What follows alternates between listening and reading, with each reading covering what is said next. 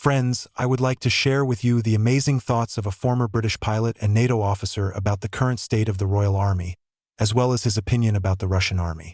According to him, the British army is actually in ruins.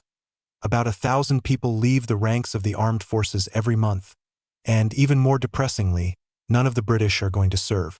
At the same time, the Britain noted that with such an army, it is pointless to try to oppose Vladimir Putin's army battle-hardened, with incredible fortitude and a wealth of experience. At the moment, the Russian army, according to him, is the strongest in the world, because no one now has such combat experience as the Russians. Therefore, attempts to defeat Russia on the battlefield seem to be an extremely unsuccessful idea. And this is just the beginning. Well, friends, get ready to hear the curious reasoning of a British officer. And, of course, I will share my thoughts about what is happening in Europe. So let's go. The West, in its own way, knows everything in advance and does not take anyone seriously. It was, is, and seems to be. And it's the same story with Vladimir Putin. For 25 years now, the West has persistently underestimated the Russian leader. After all, it all started quite peacefully, with promises of friendship, partnership, and prosperity. And then, as it now turns out, even from the memoirs of Angela Merkel, all this turned out to be just another round in the great game of neglect. We did not think that Russia would take the threats too literally, she wrote in her book, spending evenings on tour in Germany. Yes, it's hard to believe that a country that has been called a regional power from year to year suddenly took serious offense at the dismissive tone. But the West has always known better. Why would they not continue to consider the statements of the Russian president a melodrama? Well, it's true, Vladimir Putin does not speak in order to be listened to, but simply to create a background noise, right? But this background noise somehow imperceptibly began to shake the world. Hypersonic missiles, strategic objects that literally evaporate, new developments, which the head of the Kremlin promised. The world will gasp. But who will listen to these horror stories? After all, it's easier to write off everything as noise. And here again, the same people in the studios of the European media are discussing how Russia is only waving a nuclear club, and of course there will be no real consequences. Of course it won't. Russia is just joking, isn't it? That's about what they thought at the time when they ignored the red lines in Moscow's relations with NATO. And today, these lines are not just erased. They are covered with the ashes of strategic objects that have ceased to exist thanks to hypersonic technologies. But it doesn't matter because someone in Europe still believes that this is just a show of force. And yet there are analysts who are less optimistic. Scott Ritter, for example, says bluntly, if Russia decides to strike back, it will be devastating, such as the world has not seen before.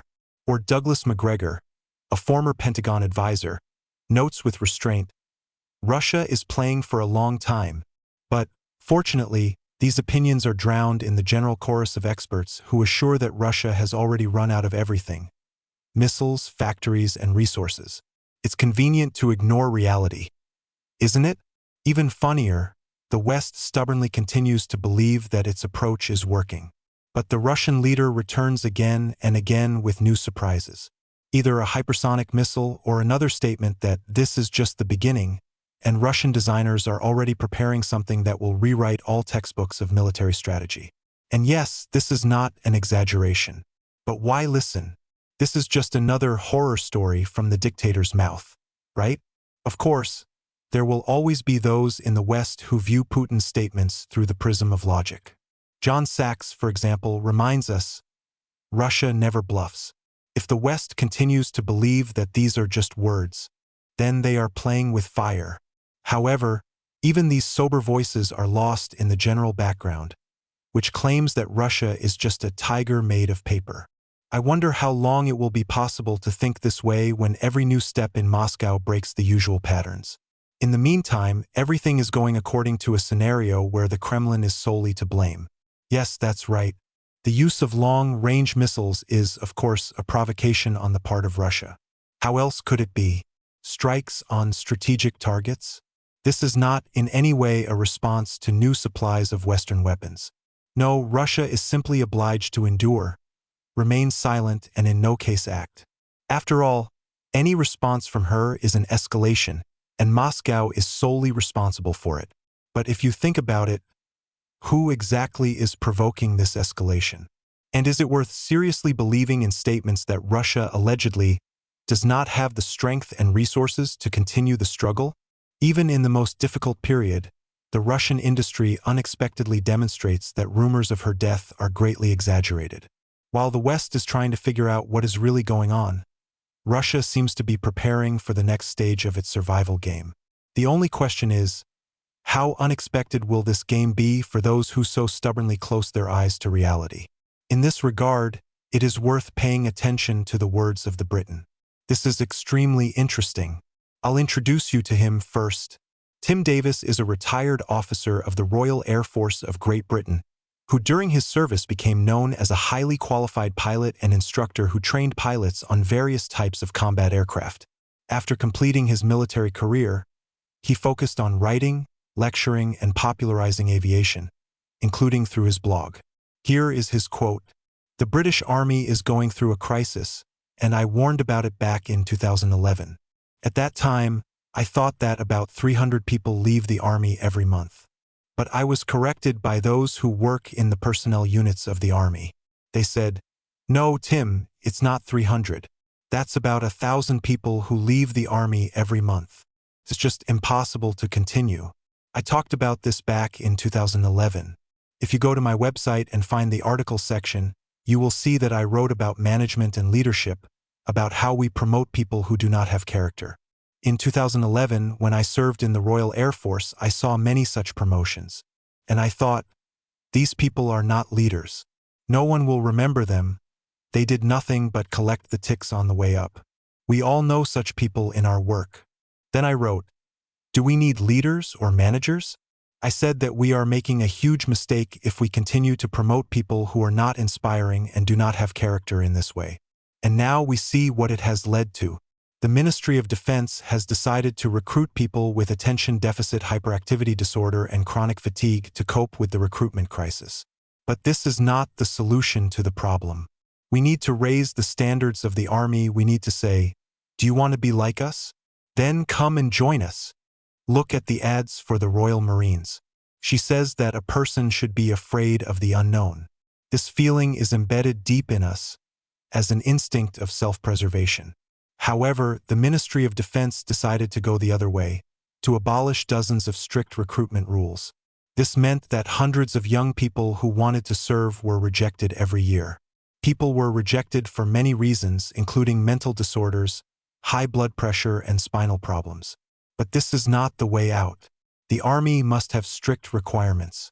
We need to remember that recruiting the wrong people from the very beginning is harmful. And what happens in the end? Good people leave first. The talented ones leave second. And there are those who don't care. And if you don't care about such a delicate and heavily loaded system as the British Army or the police, then all this will quickly begin to collapse from the inside." British media reports, "The number of the British Army has reached a historic low over the past 200 years. In a few years, the number of recruits has fallen by 38%. These figures apply not only to the Army, but also to the Navy and the Air Force. Only 17% of military personnel trust their command. This is a catastrophically low figure, which was formed under the leadership of General Mike Wixon. We all know what his management has led to. And now you think that the Russians are weak? Congratulations. You are another naive person who for some reason decided that everything that is happening is just a game. But if you think that way, then you don't understand at all who you're dealing with. As a former NATO officer, I know this is not the case at all. Russians are not the kind of guys that you just take and beat. No, they'll get up, wipe the blood off their lips, and start fighting again. And this, let's face it, is never an empty threat. In 2022, Russia really had serious problems. But it is at such moments that their power manifests itself. They can endure, they can fall, but damn it, they always get up as if defeat does not exist for them. This is the strength of the people, rooted in their history. Napoleon thought he could conquer Russia, but he left in disgrace. Germany made the same mistake in 2 world wars. And now, in 2024, Russia is confronting the whole of NATO. And with your modern technology, Do you think it will be an easy walk? Let's take a look at the facts. Russia, a single country, produces 10 times more shells than the entire NATO alliance. These are not just numbers, they are reality. We, NATO, were completely unprepared for this reality. We are bogged down in endless debates about the moral degradation of Russia, trying to make fun of their economy. But the facts show the opposite. Their economy has not collapsed. On the contrary, they have found ways to compensate for the sanctions. When the Russians are defeated, they stand up again. It's not just a nation, it's a force that refuses to die. I have heard many people argue that moral decline in Russia will lead to its collapse. But look at their fighting spirit, their ability to adapt and find solutions. The Russians are coping with this. We seem to be used to relaxed workouts and coconut latte in army canteens. And they know what it means to fight to the last. Now about the real things. I would prefer not to meet the gaze of a Russian soldier who is ready to sacrifice his life for the sake of his country. Because when you have a million hardened men in the army who may not have the most modern toys, but know how to survive and win, it's a completely different story. What about us? In our country, young people from the advanced NATO countries are leaving the draft in batches, not finding any sense in what is happening. There are whole units in our armies where people don't even know the basics of discipline. We are faced with a drop in morale, a constant desire to reset, and even absurd demands like coffee with coconut milk right in the army. Do you really think that with this approach it is possible to defeat the Russians? Tim finishes his speech. Once upon a time, Europe was a brilliant arena where the fate of entire continents was decided. It was a club of elite powers, each of which proudly played its own solo part. And now what? The European Union, trying to portray unity, has turned into a collective torn apart by internal ambitions. Political independence? No, you haven't heard. Today, Brussels looks more like a branch of external interests than an independent center of influence. Look at the face of the modern European Union, Ursula von der Leyen. Was she chosen by millions of Europeans? Of course not. She is an ideal representative of a new era, an official who decides the fate of an entire continent without having any popular support for it. Her participation in negotiations with world leaders looks like the casual presence of an observer at the main table. Europe, which once set the tone for world politics, now plays the role of a statistician. French political scientist Jean-Christophe Bonne rightly remarks, "The European Union pretends to be a force, but this is just a decoration." In reality, Europe is no longer a subject of world processes, but an object. The main decisions are made in Washington, Beijing, and Moscow. And Brussels? He just nods obediently. And the situation inside the EU itself is no better. Germany, once the powerful engine of Europe, is now a symbol of the crisis. Olaf Scholz's coalition resembles an abandoned car. The engine is not running, the wheels are flat, and the driver has already given up. Scholz's support rating is 14%. Even the weather forecast is trusted more. German political scientist Karl Georg Wellman bitterly states, "Germany is no longer a leader, but a country that is just trying to stay afloat." France is also in crisis. Emmanuel Macron, with his endless reforms, has brought the country to a dead end. The government is resigning, early elections are only a matter of time, and the president's rating has collapsed below 20%. French analyst Philippe Deville quips, "France has stopped looking for solutions and is only looking for the guilty." The UK also heroically left the EU in order to gain freedom. But this freedom turned out to be too expensive. In recent years, the country has replaced several prime ministers, and none of them has decided what to do with the economy and society. British political commentator Peter Hughes aptly noted, "Great Britain is a ship without a captain, where sailors argue about whether to repair a hole while the ship is sinking." And yes, the most popular name in England and Wales is now Mohammed. Symbolism, as they say, speaks for itself. Meanwhile, the largest conflict since the Second World War is unfolding on the eastern borders of the EU. The European Union could become a mediator, but he preferred the role of a silent observer. Any attempts to talk about peace are met with the most severe criticism. When Hungarian Prime Minister Viktor Orbán proposed a peace plan, he was not heard. On the contrary, he became the target of attacks. Talking about peace is taboo in Europe today, Orban sarcastically remarks. We live in an era of war, where negotiations have become a taboo topic, and the EU economy is a separate joke. By deciding to abandon Russian energy resources, Europe seemed to shoot itself in the foot, and then reloaded. Industrial giants are closing down, energy prices are rising. The competition with China and the United States looks like a wooden sword fight against a laser.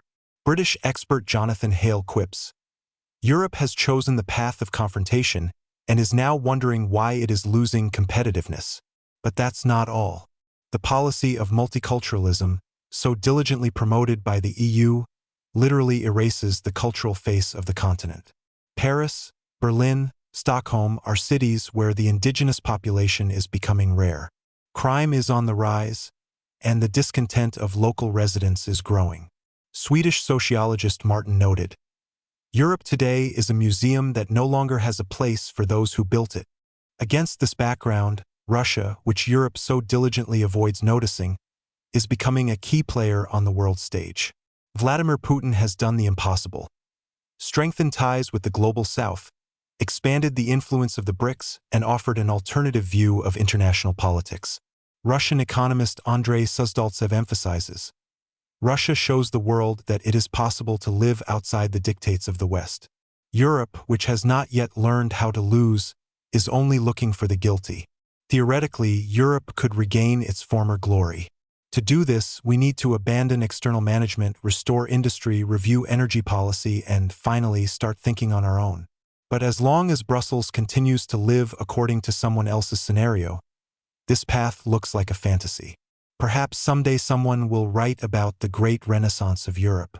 But it's definitely not going to be today. And now I will express my opinion, friends. First of all, I would like to express my deep gratitude to Tim Davis for his honesty and adequacy in assessing the current state of affairs. His view from the outside, backed up by real experience, sounds especially valuable against the background of the general flow of boilerplate comments.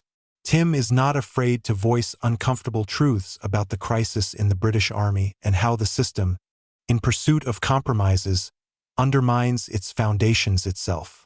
His reflections on leadership, on how important it is to promote really strong people and not just tickers, is a sober and necessary reminder for all of us. However, it should be noted how at times his comments expose the funny, if not absurd, realities of our time. Young people are really amazing. Some are able to inspire with their thirst for change, ingenuity, and openness to new things, while others demand that coffee with coconut milk be served in army canteens. This, of course, makes you smile, but it also highlights how much the priorities and expectations of new generations are changing. Perhaps it is precisely this diversity and uniqueness of approaches that, to some extent, shapes new features of society, even if it is far from always successful. Nevertheless, Tim's words about discipline, perseverance, and leadership sound especially relevant. After all, without the basic principles of the army, and this is dedication, responsibility, and the ability to sacrifice their interests for the sake of a common cause, no reforms and concessions will make the system strong. Tim shows that the problems of Western armies are not only a lack of funding or difficult economic conditions. This is, first of all, a crisis of ideas, standards, and the very concept of leadership. Thank you for your sincerity and for inspiring hope that an open conversation can be the first step towards change. Thank you for your attention. I wish you good health. See you soon.